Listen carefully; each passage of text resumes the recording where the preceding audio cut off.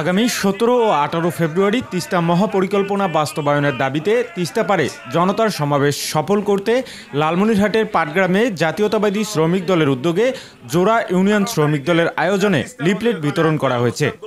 রোববার রাতে জাগো বাহে তিস্তা বাছাই কর্মসূচির আলোকে সরকারের হাট বাজারে লিফলেট বিতরণ করা হয়।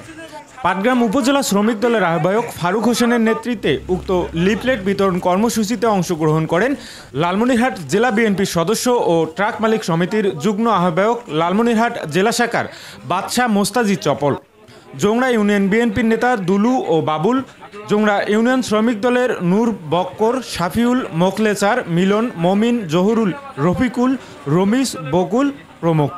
জাগো বাহে তিস্তা বাছাই, এই জাগো বাহে তিস্তা বাছাই এই কর্মসূচির অংশ হিসেবে 17-18 ফেব্রুয়ারি তিস্তা নদী তীরবর্তী অঞ্চলে আমরা লক্ষ লক্ষ জনগণের সমাগম নিয়ে তীরবর্তী অঞ্চলের একদম ডালিয়া থেকে শুরু করে তিস্তা নদী কাউনিয়া পর্যন্ত নদীর দুই ধারে লক্ষ লক্ষ জনগণের সমাগম ঘটবে, যে তিস্তা নদীর পানির ন্যায্য হিস্সা আদায়ের লক্ষ্যে।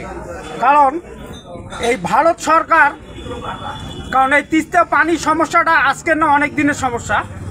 এই বর্ষাকালে ওরা কি করে পানি ছেড়ে দেয়, দেওয়ার কারণে কি হয়, আমাদের কৃষকের আবাদ নষ্ট হয়, প্লাস ঘর বাড়ি ভাঙে, নদী ভাঙে, জমি বিলীন হয়ে যায়। আবার গ্রীষ্মকালে যখন আমাদের পানির দরকার তখন ওরা পানি বাঁধের মাধ্যমে আটকায় রাখে।